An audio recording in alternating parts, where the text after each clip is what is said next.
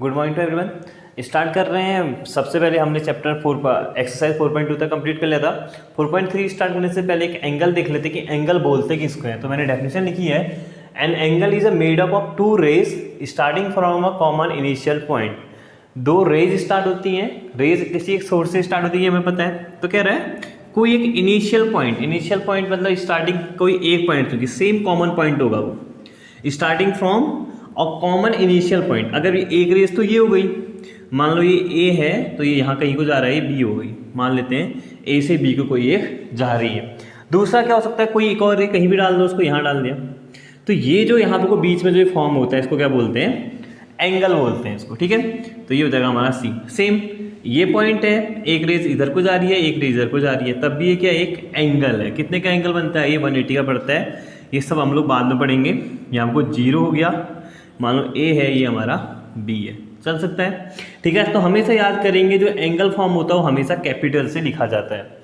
जब भी हम लोग एंगल्स लिखेंगे तो हम लोग कैपिटल का यूज़ करेंगे। तो हमें एंगल समझ में आ गया होगा कि एक कॉमन पॉइंट होना चाहिए उसके लिए और दो रेज निकलनी चाहिए, कहीं भी निकाल सकते हो। अब जैसे एक रेज ये आ गई, एक रे ये है, दूसरी रे ये, तो इसके जो बीच का पोर्शन मिलेगा इन दोनों लाइन, इन दोनों रेज के बीच का जो पोर्शन है उसको क्या बोलेंगे, एंगल्स बोलेंगे। ठीक है, तो इसके बाद हम लोग बात कर लेते हैं।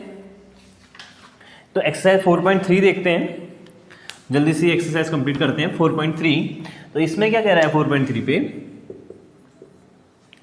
एक हमारे पास यहाँ पे को हमने इसने एक हमें को फिगर दे रखा है कुछ इस तरीके से, ए बी सी डी।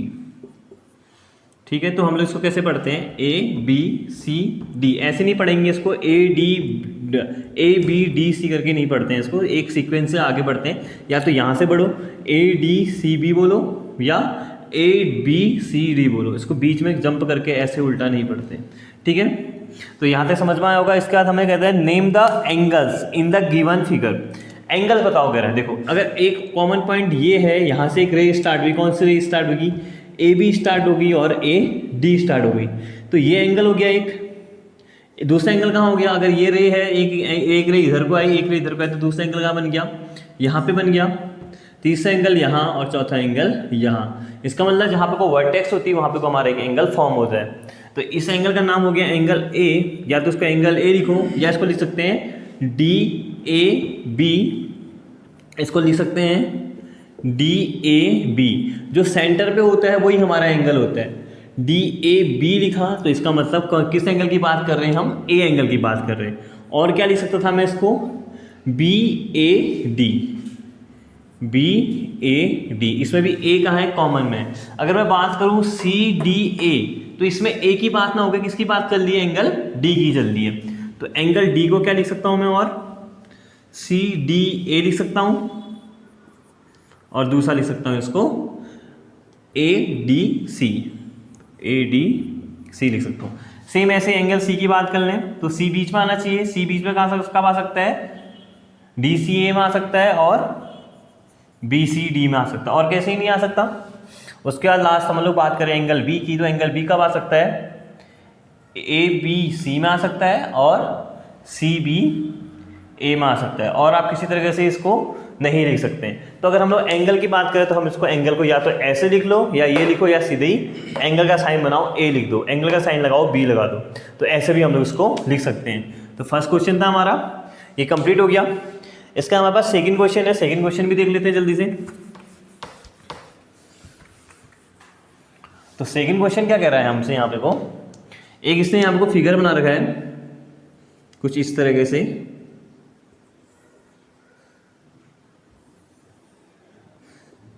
इससे बोल रहा है ये आपको D है, ये O है, यहाँ पे को B, इसके बाद यहाँ E और A। आपको स्क्रीन में दिख भी रहा होगा यहाँ पे को हमारा फिगर B, और यहाँ पे को C।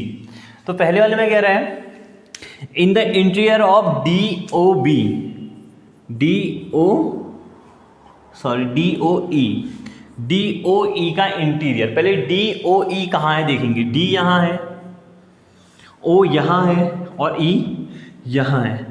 इसके इंटीरियर की बात चल रही, इसके अंदर का हिस्सा कौन सा हो गया। अगर ये हमारा एंगल हो गया डी ओ ई, तो इसका इंटीरियर कौन सा हो गया, ये अंदर का पोर्शन हो गया, ठीक है। ये आउटर हो गया इसलिए एक्सटीरियर हो गया, और ये अंदर का हिस्सा इंटीरियर हो गया। तो इंटीरियर में क्या है इसका, अब आपको बी, बी नहीं है, बी ऑन लाइन है, मतलब लाइन के बीचों बीच है बी, तो बी तो क्या हो गया, ऑन लाइन हो गया। लेकिन ए कहाँ है इसके, इंटीरियर में है, इसके अंदर है। ऐसे ही एंगल डी कहाँ था, ऑन लाइन था, ये कहाँ था, लाइन पे था, ये भी लाइन पे था, ये एंगल ई भी लाइन पे था, तो एंगल ए क्या हो गया हमारा, इंटीरियर। तो यहाँ पे लिख देंगे interior equal two point A, तो पॉइंट ए क्या है हमारा, इंटीरियर हो गया। अगला बोल रहा है in the exterior of angle E O F. E कहाँ है, यहाँ, ओ कहाँ है, यहाँ, और एफ कहाँ है, यहाँ। तो इसका क्या बोल रहा है, इन द एक्सटीरियर, तो इसका क्या बताना है हमने, एक्सटीरियर बताना है। तो अगर इसकी बात करूं, कुछ ऐसा फिगर है ये, यहाँ पे को ई है, यहाँ पे को ओ है, और यहाँ पे को एफ है, तो इसका इंटीरियर तो ये वाला पोर्शन हो गया, ये वाला पोर्शन हमारा क्या हो गया, इंटीरियर हो गया। लेकिन एक्सटीरियर की बात करते हैं इसके बाहर यहाँ और यहाँ, तो इसका कहता है exterior of E O F. E O F के एक्सटीरियर में कौन सा निकला है हमारे पास, पॉइंट सी दिख रहा है, तो क्या लिख देंगे यहाँ पे को, एक्सटीरियर पॉइंट सी, ठीक है। सेम एक्सटीरियर में पॉइंट ए भी है, एक्सटीरियर में पॉइंट डी भी है, ठीक है। ये भी क्या है, इसके एक्सटीरियर में ही है। तो लिखना चाहो तो पॉइंट सी लिख दिया, या लिख दिया पॉइंट डी, या लिख दिया पॉइंट ए। ये सब क्या है, इसके एक्सटीरियर है, मतलब इसके बाहर है। देखो इसके बाहर आ रहा है, यहाँ पे पॉइंट सी है कहीं, यहाँ पे पॉइंट ए है, यहाँ पे पॉइंट डी है, भले ये लाइन के साथ कनेक्ट है, लेकिन ये कहाँ है, इसके एक्सटीरियर में, ठीक है। इसके लास्ट बोल रहा है इसमें on E O, on E O F, on E O F, on E O F, E O F, इसके बीच में क्या है, ई, जैसे हम लोग ई से ऐसे लाए थे लाइन, यहाँ आपको ई था, तो इसके बाद में क्या रखा है, बी। बी कहाँ है, ऑन द लाइन चल रहा है, तो लाइन पे कौन सा है हमारे पास, पॉइंट बी का है हमारे पास, ऑन द लाइन है, ठीक है। तो पॉइंट बी कहाँ जाएगा हमारा, ऑन द लाइन हो जाएगा। तो क्वेश्चन नंबर सेकंड भी यहाँ पे को कंप्लीट हो गया। अब ऐसे ही क्वेश्चन नंबर थर्ड दिखते हैं, जो इस एक्सरसाइज का लास्ट क्वेश्चन है। तो लास्ट में बोल रहा है draw the rough diagram of two angle such they are one point in common. हमने क्या करना है, दो एंगल ड्रॉ करने हैं, draw two angles such that they have one common point, one point is common, एक पॉइंट उसमें common हो चाहिए। अगर मैं एक एंगल ऐसे ड्रॉ कर देता हूँ, एक एंगल मान लो ये, इसका नाम हो गया ओ ए बी, एक हमारे पास ये एंगल है। दूसरा एंगल मैं इसी के साथ टच करता हुआ यहाँ बना देता हूँ, इसका नाम मैं एफ लिख देता हूँ।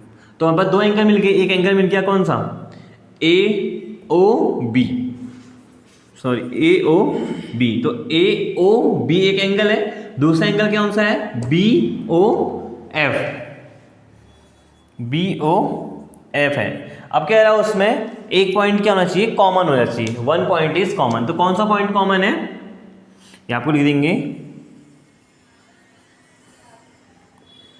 Common point equal to O. तो कौन सा पॉइंट कॉमन है, ओ पॉइंट दोनों में, देखो ए ओ बी में भी है, ए ओ बी कितना हुआ, इतना पोर्शन है, ए ओ बी है, ये हुआ एंगल, ए ओ बी कौन सा एंगल है, ये एंगल है। सेम अगर यहां को जोड़ रहा हूं तो एफ, तो बी ओ एफ कौन सा एंगल है, ये एंगल है, जो ये बच गया एंगल, ये एंगल, ठीक है। दोनों एंगल अलग अलग है, ऐसा मत सोचना कि दोनों एंगल ओ ही है दोनों का पॉइंट लास्ट में कैसा ओ ही आ रहा है, लेकिन एक कहाँ आ रहा है, ये वाला एंगल आ रहा है यहाँ पे को, एक एंगल दूसरा आ रहा है। तो इसका कॉमन पॉइंट कौन सा है, ओ है, दोनों का कॉमन पॉइंट क्या है, ओ है। तो इसको मैंने ए ओ बी लिखा, तो मैं इसको लिखने के लिए और क्या लिख सकता था, इसको इक्वल टू इसको लिख सकता था मैं बी ओ ए बी लिख सकता था, इसको बी ओ ए लिखो या ए ओ बी लिखो या एंगल ओ लिखो, एक ही बात है।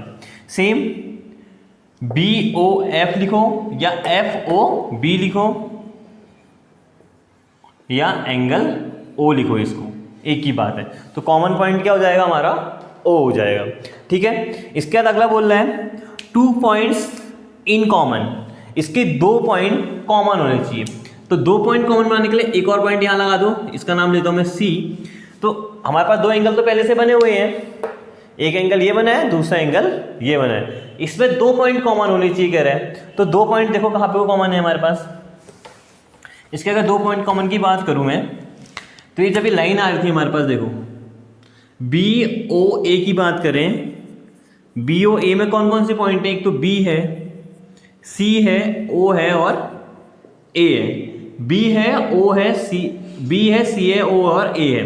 सेम एंगल FOB की बात करें, FOB में कौन कौन से पॉइंट हैं, एक पॉइंट F है, एक पॉइंट O है, एक पॉइंट C है और एक पॉइंट B है।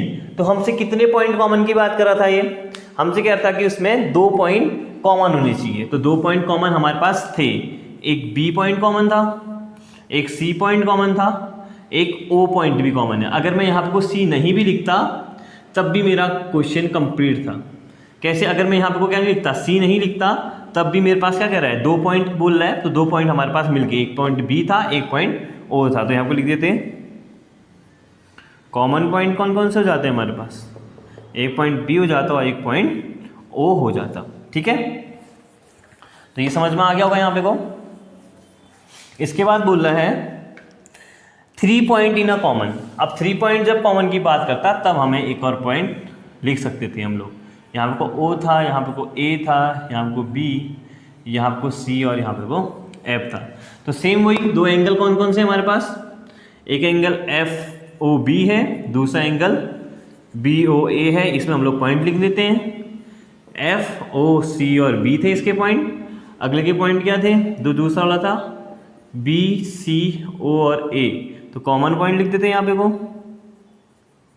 कॉमन पॉइंट लिख देते हैं। इसमें कैसा, B पॉइंट कॉमन है, C पॉइंट कॉमन है और O पॉइंट कॉमन है, जो दोनों एंगल्स पे आ रहा है। इसका लास्ट वाला है 4 point in common, 4 point common होनी चाहिए। चौथा वाला पार्ट बता रहा हूँ सीधे। 4 पॉइंट कॉमन के लिए क्या कर सकते हैं हम लोग, 4 पॉइंट कॉमन के लिए हम लोग लिख सकते हैं डायरेक्ट इस पे एक और पॉइंट बढ़ा दीजिए। कौन सी लाइन पे बढ़ाएंगे, जो इसकी दोनों की कॉमन लाइन है उस पर बढ़ाना चाहिए हमने।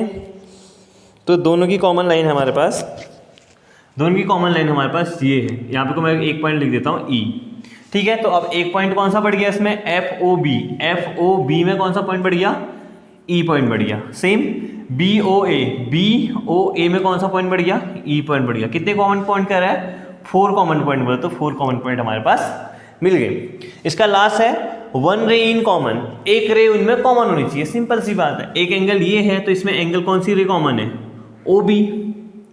ठीक है, तो यहाँ पे को हम लोग पहले लिख लेते हैं, आपको रे लिखने पड़ेंगी। तो इसमें एक रे लेते हैं, FO बन रही है इसमें एक रे तो FO है। दूसरी रे कौन सी है, OC भी एक रे कॉमन है इसमें।